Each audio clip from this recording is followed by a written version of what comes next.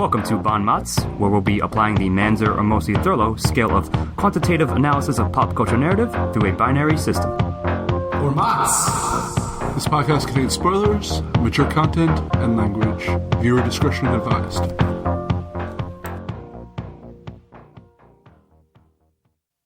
Welcome back to MOTS, where nothing is true and everything is permitted. And we have just seen Assassin's Creed, the movie, and we're going to review it. I, of course, remain Scott Thurlow, as ever, here with Rich Perry.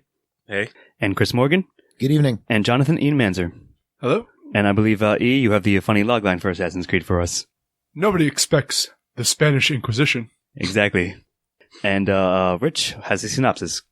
All right, so we start off with Caleb Lynch being taken from his stay in prison to be plugged into the Animus, which will allow him to revisit his ancestors' memories in the hopes that the Templars will be able to retrieve the apple that gave Adam and Eve their free will, I guess. Free will, yeah. Sure. In an attempt to erase all free will from the populace. Yes. And rule without question. Yep, that's pretty much the plot. So, just real quickly, if I may interject here, I guess I'll have to say it here, that this is a video game tie-in movie, of course, if you're unaware of that. And I have a long history with the franchise itself, video game-wise, if not loving relationship. But I played all the games, is what I'm saying. So, I basically forced everyone else here to see this movie, or convinced us. You didn't have to twist my arm too hard. I mean, I'm just saying, because it ties into that. So, anyway, as we'll get into probably later, I just want to point out that we're going to have to discuss the fact that because it is in this world, it has to sort of lay out those rules to you. So Rich has mentioned Templars and so forth. We'll explain what all that means, but it's there and it's part of the lore, is all I'm saying. So anyway, with that said, we'll go to Chris with the introduction. Okay, the introduction. It starts off, the teaser actually starts off in 1492. Mm-hmm. Does it say that on the screen? Yes, it does. Foreshadowing. I couldn't remember. Yeah. It kind of introduces the assassins, and then right after the title card, we see Michael Fassbender's character. Michael Fassbender. Which we'll be calling him for his character name. He has his character has a name, of course. Caleb Lynch. Yeah. Caleb Lynch officially, but I probably would refer to him as such. Go on, Chris. Yeah. And we see him as a preteen or whatever, and sees his dad after his dad's murdered his mom, and then he's a grown-up on death row. I don't know what, a bunch of men in black roll up to his house. A bunch of men in black roll up to his house, and then we see him on death row. They fake an execution. Marianne Cotillard, it takes Michael Fassbender to Abstergo, and kind of just shows him around there, and gives him a vague hint of what he's going to do, but doesn't really go into anything. Like all evil organizations. Yes, yeah, exactly. We're here to help you. Yeah, we're here to help you. Wink. Yeah.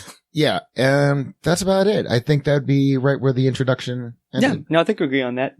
So, if I didn't know the plot line of this going in, from playing the games, I would have kind of thought that this might be the dying dream of an ex-con. Yeah. It's Jacob's Ladder. Jacob's Ladder. Assassin's Ladder. Nice. So, it feels that way in this movie. He witnesses a trauma in his youth. Mm. The last person he sees before he dies happens to awake him in a white room. That's funny. I know that's not the intent, but I couldn't help. But I think it might have been a more interesting movie if it had been that way. But nonetheless, I think it was an effective introduction, and I like the kind of serious tone they took with this, as opposed to Super Mario Brothers, where they tried to make a joke out of the source material. Sure. I mean, I agree with that. I think they both work in their own way, but I'll speak about Assassin's Creed specifically. Yeah, I didn't know, again, even though I have a pretty big knowledge of the franchise and what the plots of the games have been, and yes, it's sort of a spin-off, separate story tied into it, but I wasn't expecting Michael Fassbender to be a criminal on death row as the intro. Yeah, that kind of threw me. And that was I'm you're right. Like you said, that's kind of pretty fucking dark. Well, they showed that in one of the trailers. Yeah, maybe, but I mean, I believe you, Chris, but I just didn't remember that, or just didn't see that particular trailer. So all I'm saying is, it was new to me while watching the film. I'm all right, you kind of that's a pretty good angle to take. I like the intro. It's a good setup. It's not like they dropped in a previous known protagonist again from the games. They made up a new one and gave him a very dark story and history, and that's your introduction to him. So I liked it. I like the teaser part. You started losing me in the 1986 as a preteen. Okay. And, the execution thing I saw in Terminator Salvation, which sucked, which is a worse movie than this. But, it's like after the introduction, everybody kind of, I know Fassbender wanted to do this.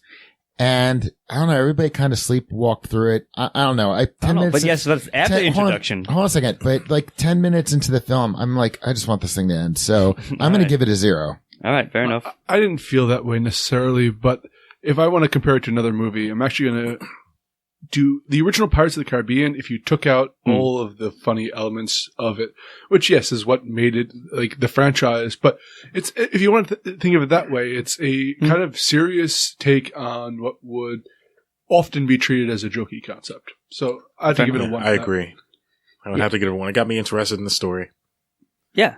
I agree with that too. I'm going to give it a 1, like maybe a softish 1 or a solid 1 even, but I think it was a good hook to get into this world, even if you had no idea of it, and even me having a pretty good idea of it, I still think it was a nice little angle to take. Anyway, that'll bring us to The Body with Rich.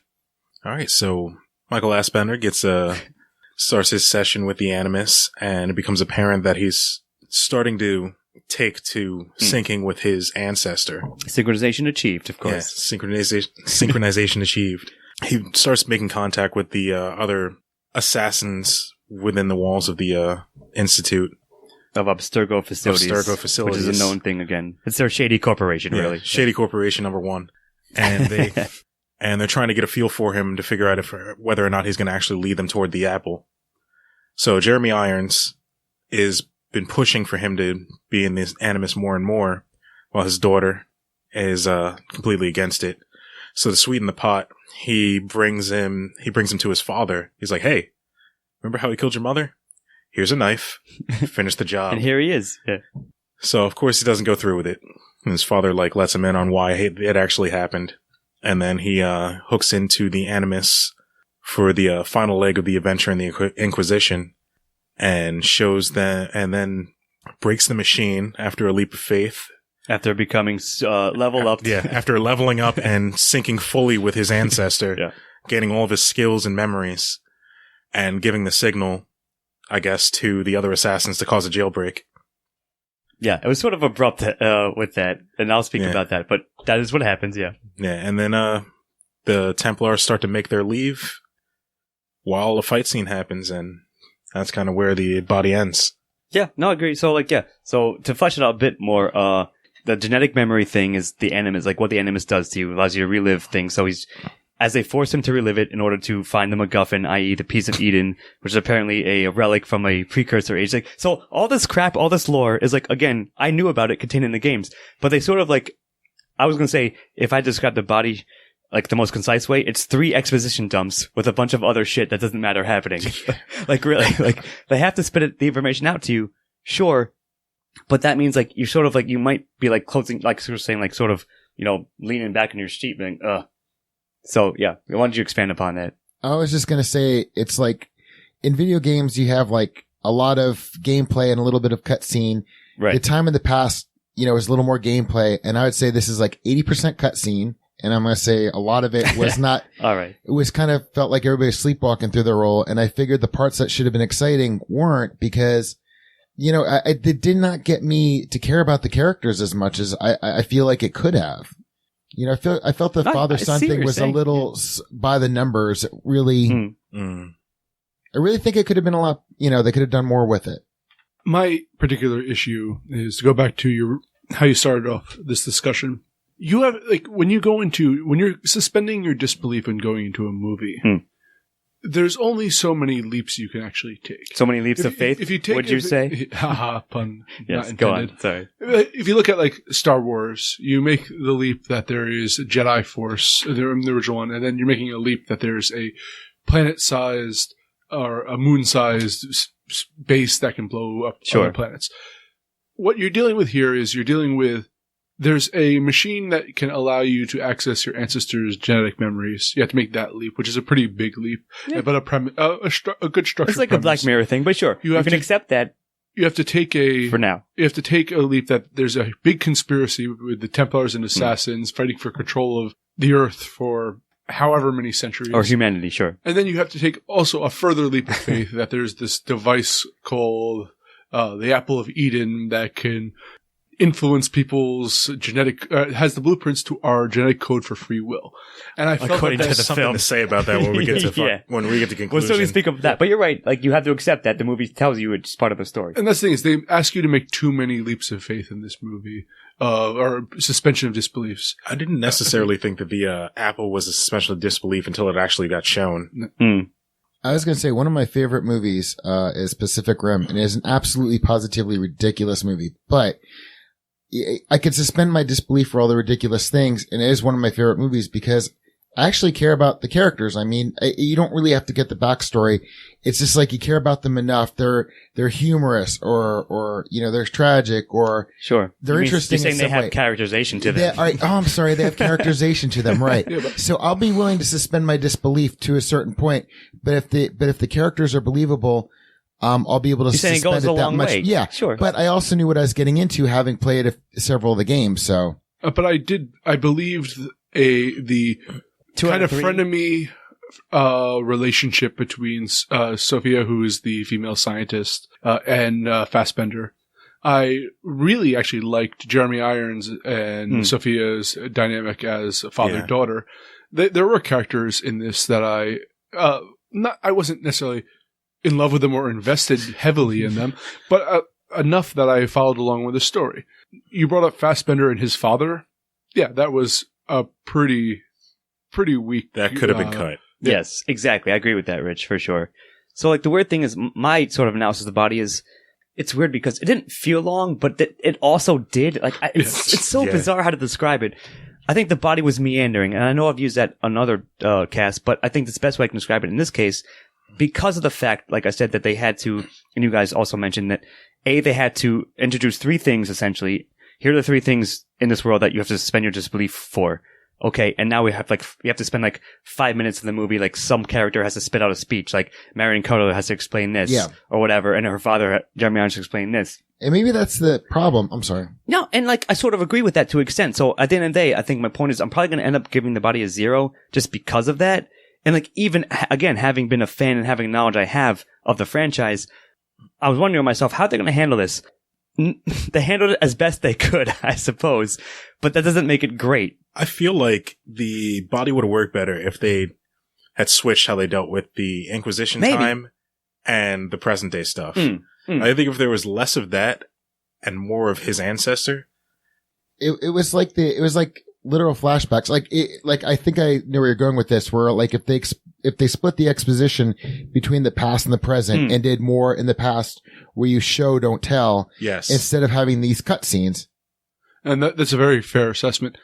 It's really weird though, because again, I have to view this as a video game movie, and looking at the source material of where this is coming from, Assassin's Creed source material is a pretty hot mess. Yeah, both. It's always been that, true. Both in terms of the present day and the past things. And this, I felt, was better narrative-wise than any of the other Assassin's Creed games have been. Than some of the games. I'll agree with that for sure. But I think you guys are right. I feel almost reluctant to take points away because when he was reliving genetic memories in 1492 Spain, some of that stuff, some of the best stuff in the film, like the fight scenes at least, like him being an assassin, Michael Fassbender being the actual assassin back in the day in Spain, that was cool. But it's sort of those characters also had way more weight. Yeah, exactly. I was way more invested in those characters, even though that whole intro you know scene with less him, about them. The whole intro scene with him getting sworn in. Yeah. And reciting the creed. Yeah. It's just that was all the characterization that you needed. It's funny him. because if I may reference, if anyone listens to our Nocturnal Animals review, we sort of said that the one sort of alternate story to this film could be its own film and probably better than slapping it into another framework. And that's the problem when you get to the flashbacks, because he's got a friend who dies in front of him. There's this showdown scene where, and I guess we're going to get to it when we get to the conclusion. Yeah. But what happens is the consequences of these characters you don't care about because you don't know them. You don't know who they are. I get what you're saying. And Michael Fassbender's the only one you know, so all of his friends and colleagues in there don't have modern day contemporaries where they've dealt with them at Abstergo. That's true. You're right about that. That's a good point. So it was kind of a half-assed attempt at a love story. And Which that's I appreciate if it was done better. Yeah, exactly. So I think just because the weaker points outweigh the stronger points in the body, I'm gonna have to give it like a solidish 0. Yeah. Actually, I just want to have one last thing. I'm gonna give it a soft 0 because I thought that it kept my attention more so than a video game, movie tie-in should Might have otherwise been, sure, but I felt like I'm watching a film. And on another TV screen in my room is another film playing. And occasionally I get glimpses of the second one. And I'm like, really funny. I wish I could watch this one, but So you're devoted to watching this one. Exactly. So, yeah, all right, that's funny. That is a perfect description. It's a good analysis. I like it. I think we all like it. So I can respect why you viewed it as such. Well, it'll bring me to conclusion. So I think again, it's sort of short, like maybe 20 minutes is the conclusion. So like we said, right after Michael Fassbender in the future is syncing with the Animus. So now he's experienced his ancestors' memories in the Spanish Inquisition fight, and what their mission was. He's learned all the skills, and they've figured out where he left the Piece of Eden. So the Abstergo higher ups are flying away in a helicopter to go get it, which happens to be, I have to mention this here, of course. It's a perfectly Assassin's Creed thing to do. His ancestor gave it to Christopher Columbus to hide away, to take to his grave. So Columbus is buried wherever, they said in Italy somewhere, or Spain maybe. Yeah. Somewhere else in Spain. They're in Madrid, I believe, is a city that's, and so they go somewhere else, wherever his cathedral was. And at that point, see, again, like, it's almost like having inside information. I was like, oh man, an Assassin's Creed thing to do. What kind of bothered me about that? Because like the priests walk out with it immediately. Yeah, almost as if they never checked his casket before this point. Well, Abstergo is like it's implied that Abstergo has so much power that they get to do that, but that is funny. Templars have the power. Yeah, well, it's like nobody saw this in there. There's like, I wonder what he's holding on. No, they're like, can you please dig up Columbus's grave? Oh, we've never thought to do that. Well, do it now and give us the box that he's buried with. Sure, but all I'm saying is, I thought there'd be a big confrontation or a battle, another fight scene in the tomb of Columbus, because that's what Assassin's Creed would do. But they didn't do it, and it was fine. And also, I appreciate the fact, I thought, so what the action is, the helicopter's taking off from of course, the top of the headquarters, their company, and Fassbender is climbing up through the Animus, punches through a fucking glass ceiling to get to the roof of the building, and I thought he was going to jump on the helicopter. Me too. I'm glad that they didn't do that. But you could have seen it happening. You could have thought maybe it was going to happen. Either way. So then they they get it. They find the Apple of Eden. And then there's a big Templar meetup in London. Have any of you seen The Ninth Gate with Johnny Yes. Depp? Yes, that's it. Yeah. Yeah, that was the final scene when they're all cloaked and they're... Yeah, all the Templars in their robes are meeting up in the Grand Temple. That bothered me too. So anyway, so we're meeting up though, but of course, the surviving assassins. So if we didn't mention, as Rich sort of touched upon, in the body, there are a few also assassins in Abstergo with Fassbender who are helping break out. A couple of them live through the final breakout escape attempt.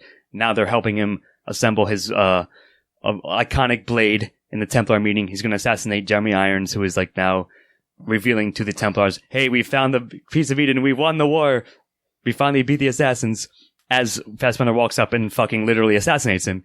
So that's pretty much it. But I think this might go to dialogue, but he confronts Sophia, yes. And I think they have probably one of the best, if not tense, well acted exchanges in the movie. And sort of might go to themes as well. And then that happens, and then like I said, he assassinates him, and the final scene is Fassbender with again the surviving assassins on top of a London building in modern times. Obviously, as an eagle flies by. Yeah, about to do leap of faith, and the eagle thing will come in style for sure. But an eagle is there in the scene, and then credits, and it's basically a sequel bait hook, essentially. Mm-hmm. Exactly. And the funniest thing was when I saw the 1492 at the beginning, I'm like, yeah, I know where this is going. I played. See, it's funny, I missed that actually. Yeah. But the thing is, it wasn't. I kept thinking about what ZP said about what he always says about Forrest Gumping in here. He's like, oh hello, hello, George Washington. No, it's a magic school bus. Yeah, thing, so I have to give him credit for not making Christopher Columbus more of a presence in this movie. They actually showed a commendable amount of restraint when it came to historical fan figures, service, and historical figures. And yes, I think they had to include some historical figure in a really odd position because that's what Assassin's Creed is known exactly. for. That's what it does. Sure. What bothered me the most about that last scene, especially the Templar meeting, they're all wearing hoods. The one thing that the assassins are known for. Yeah, As if they're just begging them to come in. Yeah, of course. Like, yeah, right, Rich. It's like a ridiculous video game thing to do, but I mean, it has to be there. What bothers me is in the breakout. I think this might have been in the body, but I want to address this. Sure. At some I know point. you're gonna say. Is it has the most ridiculous? Most of the fight scenes in this movie are well choreographed and all that, except for the one at the end when they're breaking out of the lab, and it's the assassins with a bunch of like museum relics versus a bunch of security guards who should have guns. But only have stun batons instead. Yes. And it's a good action sequence, but I'm like, one person with a gun would have solved all the movie of the would be Templars' over. problems. Sure. Yeah. And it's... I kept waiting. I kept waiting for someone to pull it out, but it never happened. No, see, I knew it was never going to happen. But I mean, yes, it's a humorous thing. And it's But sort it makes of like, me wonder how the others got killed. you can nitpick it, like, I guess, but So there was a bunch of well-trained assassins that get taken down by batons and stun guns. The assassin's descendants is the one thing in the film that was set up and actually paid off, because they teased and showed the leap of faith a couple times. Like the one time they never fell to its conclusion. And I felt like there was like, hey, look, this is it. And instead of like having a setup and a payoff for this stuff, they kind of would always stop it and then show you the rest of whatever action later. sure. So I'm going to give it a 1 because I did like the setup. I did like the payoff. Even though, as Ian said, I agree with you. A couple of, P90s would have taken care of everybody. This is Westworld. And Shut this shit down. Exactly. And the last shot with the 3 of them on the roof was badass. So, that was cool. So I'm going to give the ending a 1. Like I said, I think it was booking it well, even though like the bulk of the body, like the center of the plot, was sort of meandering. But I think the conclusion was well done, and I think we're all giving it a 1, it looks like. And again, they showed restraint where... Yes, and that's a good point, E. Yeah. Like a lesser movie would have gone balls to the wall action at the end. No, it was actually an assassination that felt earned out of the video game. And that's what made it interesting. Yeah, you're right. A good point, and I agree with that. And it'll bring you 2 themes, E. Oh boy. EA wants to build their brand. Ubi, you mean? Oh, yeah, sorry. It's the same thing. It doesn't matter, Evil corporate video game overlords. Yeah, I'm surprised Ubi didn't have one of those things where if, like, sign in now if you're going to go see the Assassin's Creed movie. Use your Ubi account. If you didn't make that joke, I was going to, Chris. Yes, exactly. But no, there's a really interesting musing on violence throughout this entire work, where the Templars are attempting to control or at least Sophia. Her main thing is that I need to control people in order to keep them safe. And I actually think she honestly wants to protect people by taking away their freedom. And the idea is that she doesn't find violence. She finds violence abhorrent. And you're rooting for the characters who's literally a murderer on death row, who is training to be an assassin. So I don't know exactly what the point they were trying to make with this movie is, but I felt that at least someone was like, I can't quite grasp what I want to say, so I'm going to try to talk around it. And he spent the entire movie talking around it. There's also a discussion on free will in this, with the code, and the fact that Fassbender has no free will in this. And he doesn't make that choice. He admits it. There's a piece of dialogue in which he says, exactly, Rich. And his mother, when she has to die in order to protect, like there's no choice in her. She had to have the father kill her. Like there's musings here. I don't know if it's a soft 1 or a soft 0 yet, because I don't know how well it came across. All right, yes, and I noticed everything you said. I mulled over while watching it.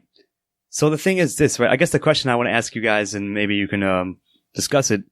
How deep was it trying to be with that? So, of course, the 2 things you said were there. Yeah, the free will thing, there's a couple lines that addressed it, and the apple, like, what do they say, has a genetic code for free will, so essentially you can, like, edit it out of people. Yeah, sure, whatever. In order to control them, I guess. Sure, yeah.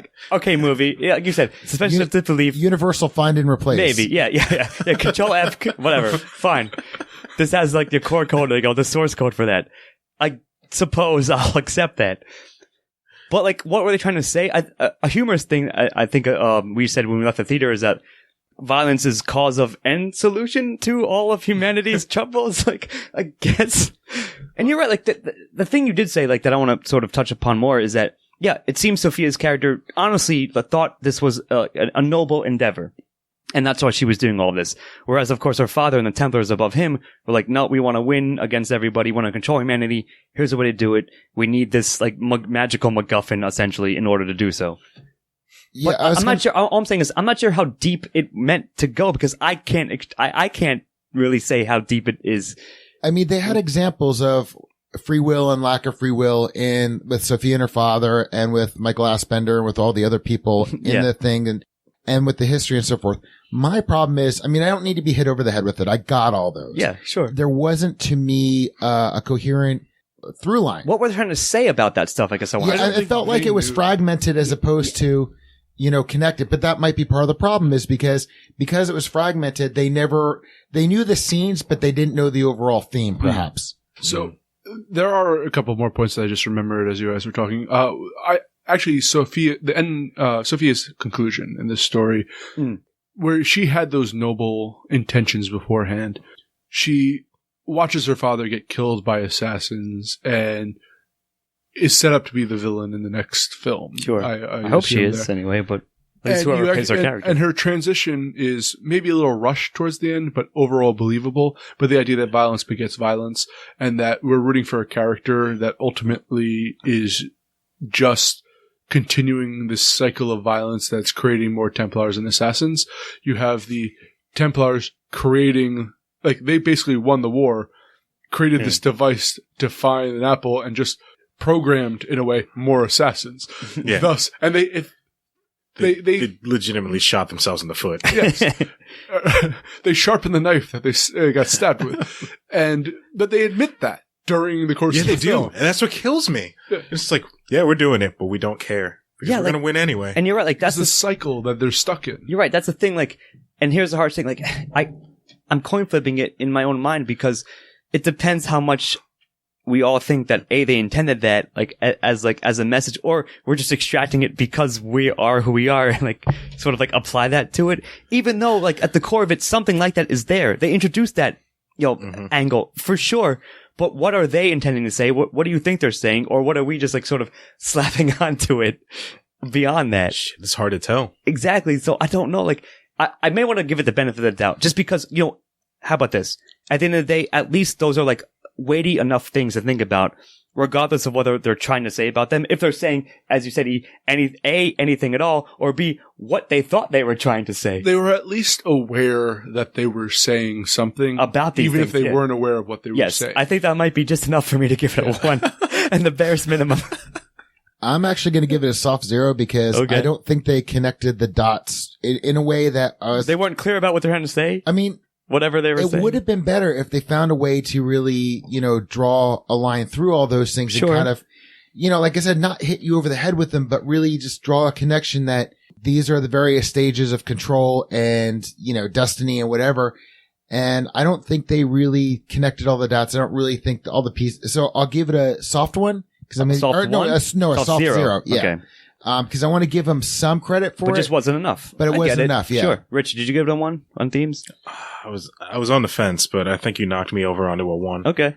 There we go. All right. Well, Chris, that'll give you antagonist. Oh, wow. Okay.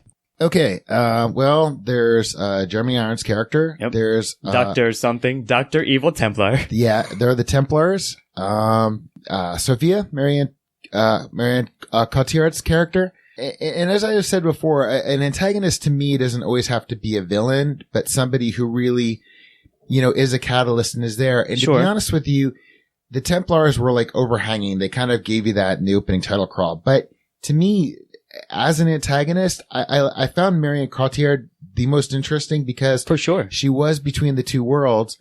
And a lot of what she was doing, as you guys said, out of the goodness of her heart. But like Jeremy Irons' character, and I love Jeremy Irons. I mean, who doesn't, man? Yeah, he and the Templar seemed more of the black hat, and Marianne Cotillard seemed the one with like the depth. Like I love a villain that you can kind of sympathize with, like, even if you don't like them, that you can understand their point of view, even if you don't agree with it. I thought her character was really good. So me personally, I'm considering her the antagonist because I feel like she was the strongest, and I'm going to give her 1. I agree largely with everything you just said. I like the fact where, yeah, she's like sort of a standard, like, it's almost like a Bond thing. She's like the daughter of like the evil, like overarching, like, big bad.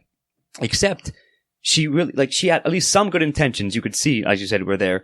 And I think that one of the most effective things, yes, she also agreed she was the most fleshed out. She had the most like depth to her. And, the portrayal was very well done by Marion. But also she realized how evil her father actually was at the end. Even though ostensibly she had grown up her whole life, working under him and like ostensibly doing the Templar things. I think Ian pointed out there's a line where he says to her at the end that we always knew you were a scientist first and a Templar second. And now the actions of the assassins are going to make you a Templar first.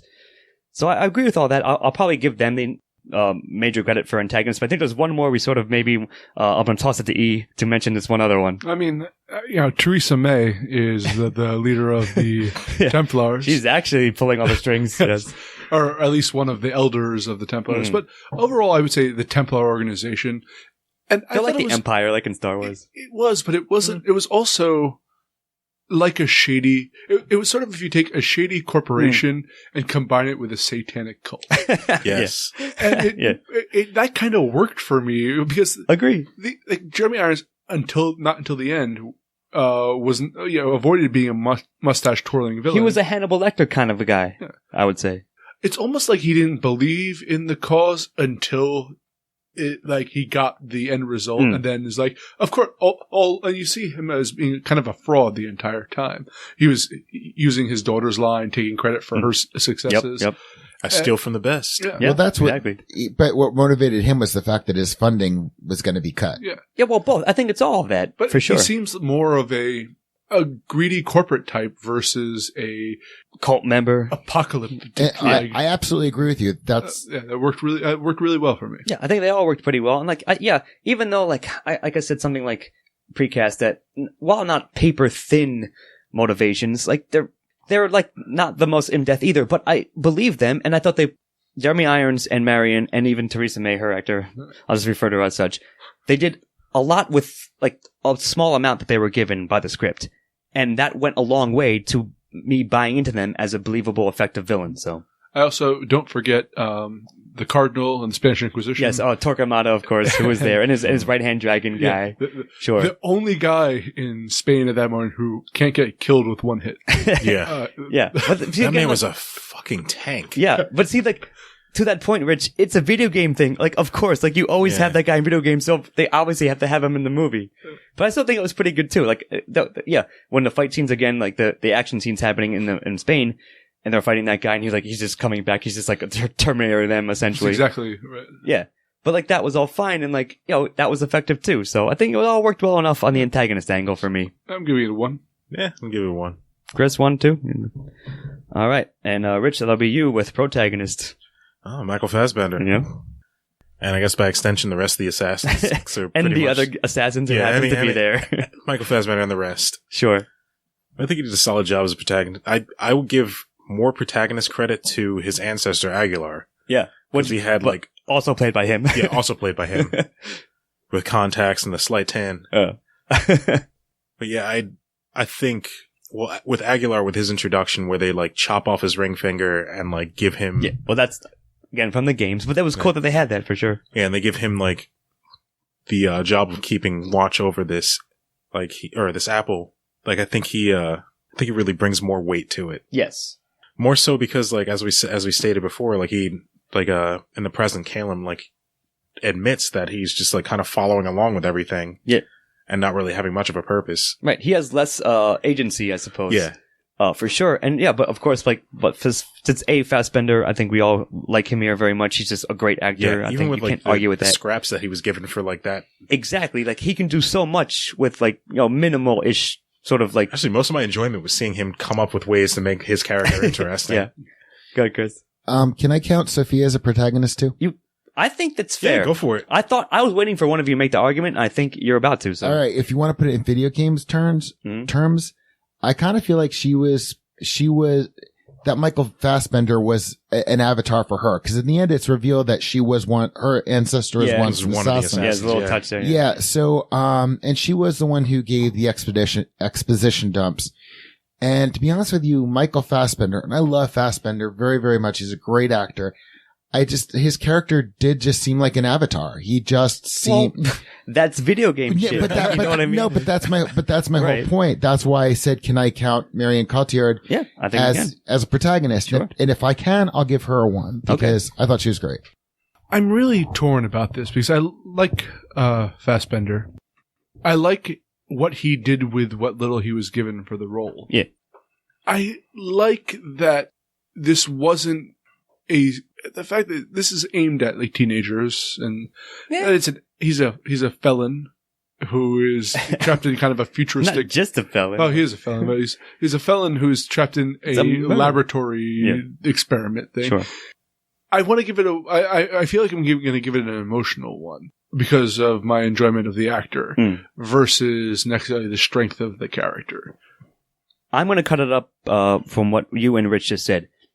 I think Aguilar was his ancestor, XP, if you will, was much more interesting and much like a better portrayal with him. Because like it's weird because they gave that character more to do than his present day self, in a sense. But of course, because the actor is who he is, he's going to do a good job regardless. It's just that, like, yeah, you're right. Like he's almost like the George Bailey in modern times. He has no agency whatsoever. He's being controlled by Abstergo, essentially, right? Oh, I guess I'll go to the Animus now. Oh, sure. Fine. Like that could be taken out of the script because that's pretty much what happened. Yes. But I'm just saying, like, he still does this. I'm sorry. Well, I just had to, like, make that, like, connection just because it seemed like that, right?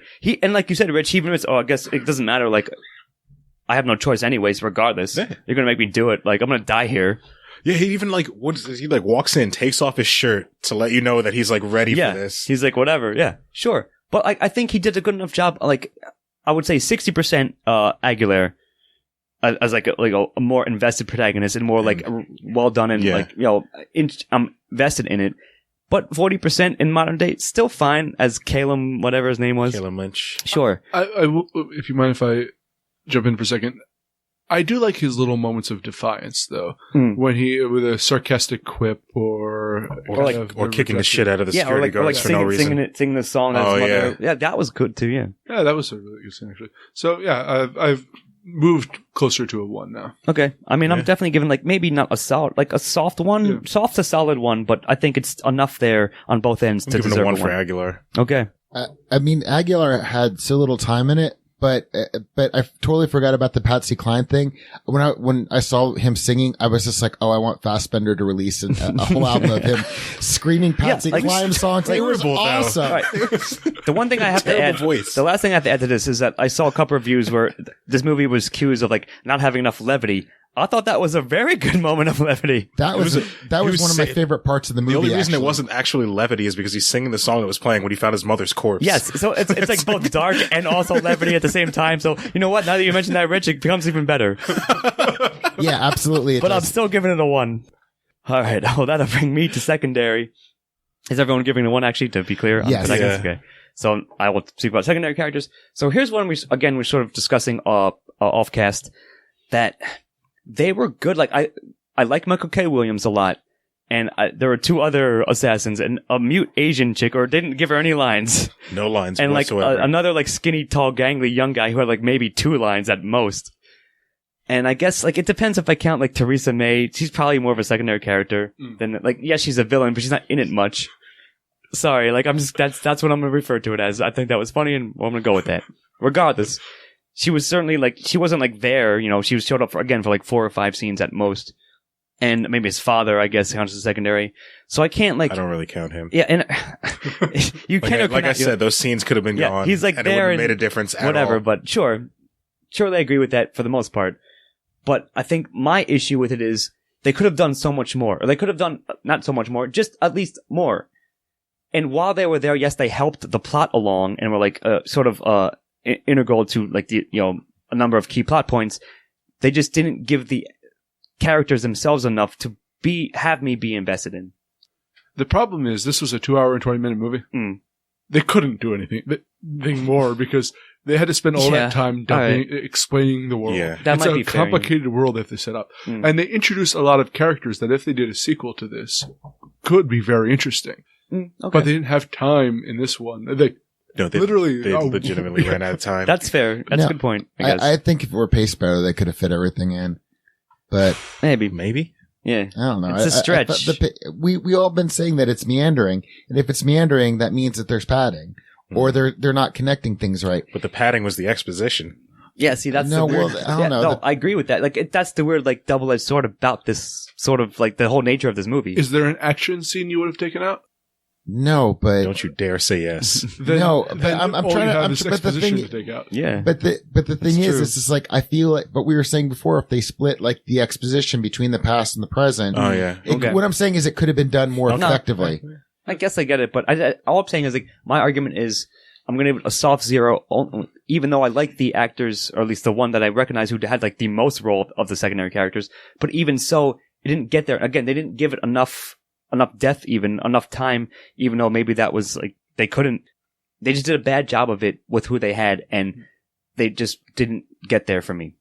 I'm going to give it a soft one, only because I really liked how they used the eagle. I mean, seriously. Fine. No, You're because counting the eagle as a secondary character. Because if you think about it, I mean, he was kind of like the silent Greek chorus in a way. He moved the movie along. Right. Excuse me. I like that a lot, Chris. I guarantee you, nobody who worked in this film ever considered that aspect. I'm gonna posit that maybe somebody did. I'm gonna say that there's a lot of things in that movie. There's a lot of things that weren't given a lot of thought. That eagle got every single close up in every single point where they switch back between times. Now you guys have got me because I was not going to speak about the eagle. He even got the last line of the movie. He's like the Chewie of this series. All right. Yeah, he's the Chewie. That's kind of amazing. In fact, more than kind of amazing. But here's the thing, right? At first, like, the first 2 times, okay, like, when there's a big, like, sweeping transition, this will go to style. But the eagle, like, is part of this too, now, apparently. When they do, like, a huge sweeping shot of either Spain in the past or in the future even, or, like, any huge, like, giant, like, pan back shot, it's preceded by an eagle flying around and you follow the eagle. Fine. The first 2 times, I'm like, okay. Eventually, I was like, they're overusing this, like, technique. But it looks cool every time. So it was CGI. I didn't consider, like, that a fucking secondary character. I remember when they opened the door for it to go through?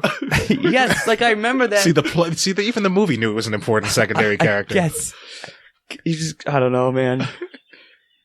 I don't think it counts enough. I think it's going to go to style. At the end of the day. All right. For secondary characters, yes. Michael K. Williams wasn't enough for me to care about him, and the silent Asian woman wasn't enough for me to care about her.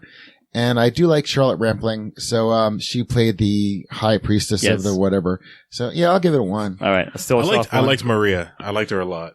All right, I'm still giving it a soft 0, but 0 at the end of the day. I'm giving it a 1 All for right. Maria and the eagle. All right, fine. Marigal. I'm giving it a pretty strong 0 because I think, again, there's so much they can do with these characters, and I hope that one day a second movie comes out where they can do more with them. All right. Well, that'll bring us anyway to dialogue with you, E. Oh. Good luck. Oh. I'm giving this a 0, and there's nothing you can do to convince me otherwise. All right, then.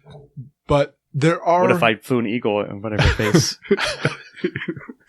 That was saying good dialogue. Anyway. That wouldn't have been the movie.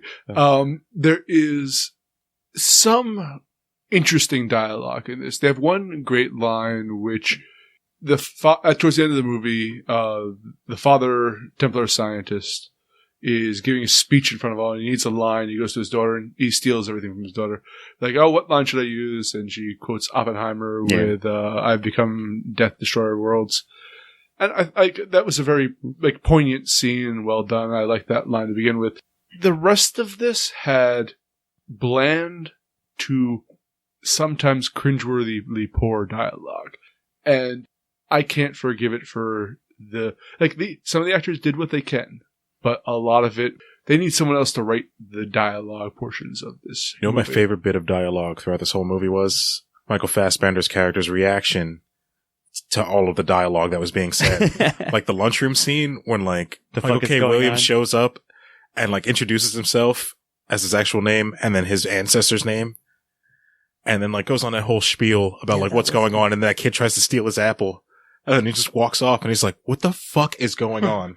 Yes. Well, he's like, he's like, I was going to eat it. Yeah, he's like, oh, you're going to give him the apple? He's like, no, I was going to eat it. The thing I loved about the cafeteria scene was they're like, here, it's an open kitchen, but we recommend the chicken. And it's like Michael K. Williams is like, it's an open kitchen. Yeah, he parrots, he knows what they're going to say. I mean, like, it's, yeah, that's right. He said it first I thought, sure. But I agree at the end. I mean, that was about the extent of it. And I love the Oppenheimer quote, but I was like, why are they putting this here? It seems a little, so no. Yeah, I'm giving it a little heavy for that. I'm giving it a huge 0. It made sense. I don't know. Like, I was wavering about this one. I was like, you guys haven't quite convinced me, but you do make I told you right off the bat I wasn't going to convince you to give it a 1. Yeah, I might convince myself, but here's the thing, right? So, yes, of course, like throwing the Oppenheimer quote into anything, like almost automatically is going to make me like that thing. While, like, it doesn't really matter what it is. So, like, I think it was it made more sense, at least. If they're going to steal it, it made sense to steal it for that part of that. No, I thought when it was happening. I felt like it was perfectly put and that's in. all fine. And like you said, like, and yeah, I like the little touches of humor. Like, again, like when it approaches levity, at least it was something like that, as Rich was saying. And like I mentioned earlier, I also enjoyed the scene where he was singing the Patsy Cline song, like, I'm going crazy. Like, that was pretty good. But I wouldn't say that anything was cringeworthy, but some of it was just like, you're right, just completely like white noise bland. You know what I mean? Like background, like static, like just there to be there. I could literally almost coin flip this one, but I sort of want to give it credit for the stuff I liked. It almost cancels out to like, I don't know how to do it. If it's literally 50-50, 50% was okay stuff, like okay to good stuff, 50% was like lame to boring. I don't know how to like parse it out. You know me, as long as the dialogue is if it's workmanlike, as I like to say. If it seems, what I'm saying is if it seems natural and it's not cringeworthy, I'm usually going to give it a 1. In this one, you could tell hello, we're just giving dialogue, and hello, we're just giving exposition. And the Oppenheimer quote felt like one of the producers like, here, fit this in. I mean, maybe. I didn't buy it. Although I do have to give it strong credit for being in Spanish during the scenes in their Spanish. Actually, might have put me over both there. actors did a really good job of. Well, I think the Fassbender Spanish. speaks. Like, he definitely speaks German, I believe. He speaks other languages, I think, or at least he learns them for his films and speaks Spanish them. was good. Yeah, like speaks them convincingly. You're right about that. And that's something you don't see very You're right. often. That's like, yeah, it's not laziness, right? That's what it was like. And now that you mentioned that, if you remember, as a quick tangent, in some of the games, when the dialogue was in English, they were like, oh, what the animus is translating for you. That's why you're not hearing it in a native language. So right, I sort of appreciate that. That might be the small little like straw that pushes me over a 1 on this. I do like the bit where they actually don't have subtitles anymore. Yeah. So then, like, It's the animus broke down. Yeah. I believe it was the... Yeah, or like, wait, what is he saying? yeah. She I would asked for a put that- translation Yeah. too, I believe, yes. I'd put that more into style though than I would in I think dialogue. it's both. Like, I think that might be enough, like, the softest of all ones in the motherfucking world. But I think I might do that on dialogue. And what did Give it you, a softer 0. and what did you give it? I'm gonna have to give it a 0. All right. There's not enough there for me to That's give it a fair. 1. That's fine. Well, speaking of style, Chris, why don't you talk about that? All right. I'm giving the style a 0. Because even though I like the use of the Spanish and English and all that stuff, what I felt that this movie lacked was contrast. I mean, I feel like the past should have been more vibrant, and it was very dusty and smoky and had the same kind of, bleakness as the Abstergo stuff, which the Abstergo stuff should be washed, should be bleak, I get it. but the past should be more vibrant. I feel you there. And I feel like, with the language stuff, they did that really well. But I mean, just having different flavors visually, I don't think they gave enough of. And, I felt like they were going in the past. They were trying to do the Snyder sepia tone of 300. And I didn't Sure. really like it in that movie. And I didn't really think it belonged in this movie. Like, I get that, but I'm going to use one of Rich's own arguments that he said earlier against all of you. Fight scenes. Damn it. Like, It's gonna go on a rant. right? Like, I think they were damn well choreographed. They looked Very amazing. Like, they channeled Yeah. the feel of the games. But that's it. You got the game poses and so forth. But Well, like even besides the game poses, like the fight choreography was amazing. Yeah, like even you had, that's what I'm saying. If you didn't know the games, it still looked damn cool, right? yeah, exactly. Like especially like with the tandem fighting between Aguilar and Maria was was Right? fantastic. Yeah. Like, you have her not there as like a tool so much as like their fights kind of merging into They're each their other own weapon organically. together. Yes. And then when they get together, they use each other in ways to take out more people. Yeah, I mean, I agree with all that. So, like I said, it's just really bizarre. Like, just in the sense that if you're just some random person who had no idea of this franchise, like what it was or what it was about or anything, and you went to see an action movie, I would think that you thought it looked really cool. Plus Eagle. And Eagle, Boom. yeah. So I'm going to argue against your lack of contrast. So you have already established in themes that you have the contrast between the sterile, safe world that Abstergo wants to build, and in a sense the violent but free world of the assassins.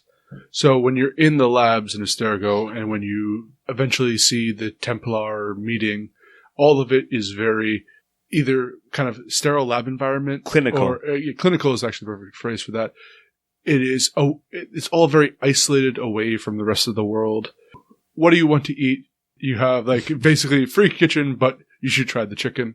There's a lot of control there, and you see that very much like a good Michael Crichton novel. You see something that has been they attempted to control it with science as it starts to chaos starts to infiltrate. Then you go back to the Spanish Inquisition, the time of when the assassins were there, and yeah, it's dusty, it's dirty, it's violent. But everything's on fire for some reason. Yeah, well, it's the Inquisition marching through the city. And I think that there's a thematic contrast between the two that I think works very well. And I really liked it didn't feel like a period piece necessarily, but it felt like a well done representation of that. And I also like a lot of the sci-fi kind of the Animus itself was a very, very cool prop that they used, and I never thought it was overdone, even though he spends the majority of the movie in it. It feels like it, so it works really well. I agree with all that. Make a good point with it, like sort of when you are flashing back to when they're having the Spanish Inquisition happens. That's visceral, of course. Like it's all like brutal fighting on the ground, like Spanish soldiers fighting the assassins. Yeah, versus the clinical sort of clean, like clean room, if you will, Abstergo Industries. But on top of all that. Like, yes, the Eagle thing too, of course, like the sweeping shots. Like, I thought that was pretty well done too. Like, even though if it may start feeling a little bit overused by the sixth time, but overall, it was all fine.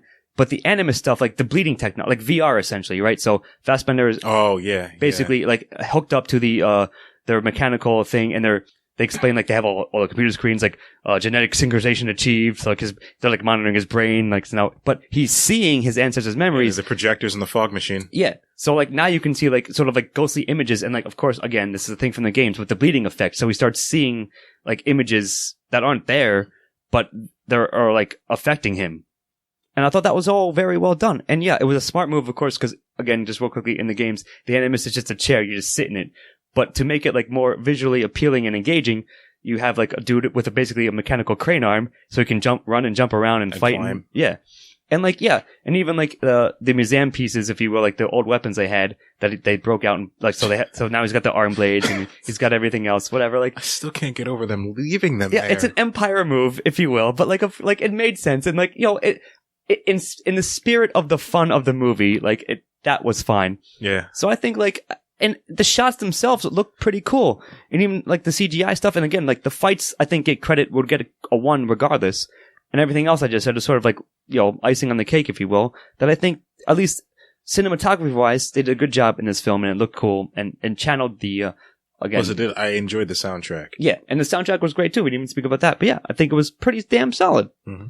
So I think on all those fronts, it's my evidence for a 1 on style. Yeah, I did like the music, but I'm still going to give it a 0. All right, fine. And I agree with Ian. All right. I agree with you on, that kind of contrast. I mean, it may be a soft 0, but I still at the time I was watching it, I'm sitting here going, I really wanted that visual transition between the two. Fair enough. All right, and you gave it a 1, E?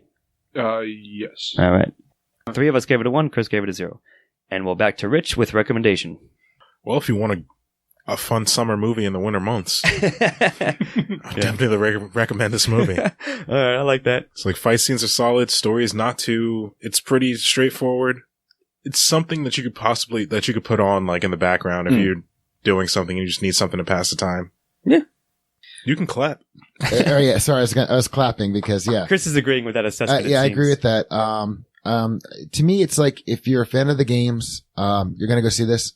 But if anybody told me like, "Hey, should I go see this movie?" I'd be like, you know what? Even if you're a fan of the games and you're not sure, I would say, wait, no, because I'd say, wait till it's on demand or something. And, I really wouldn't recommend on the big screen seeing it. I was sitting there and I wanted to either get up and leave or fall asleep through half the film. And then I had forgotten to put my phone on airplane mode. And even though I keep it silent, just standing outside, like ask somebody to tell you what happened.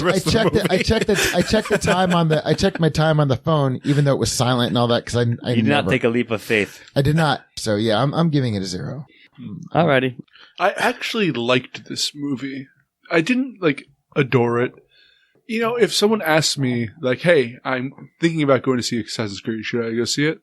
Like, yeah, I think you'll have a fun time. Except for Chris, who, if he asked me, I would tell him no. But I get to be the curmudgeon this time. It's fun, and I actually hope that they make a sequel. I do too, because they've set up because the second one they don't have to explain anything or explain less at least. I definitely want to see a sequel of this. I definitely do. And they set up enough of the pieces that it could be very interesting. And I hope that this is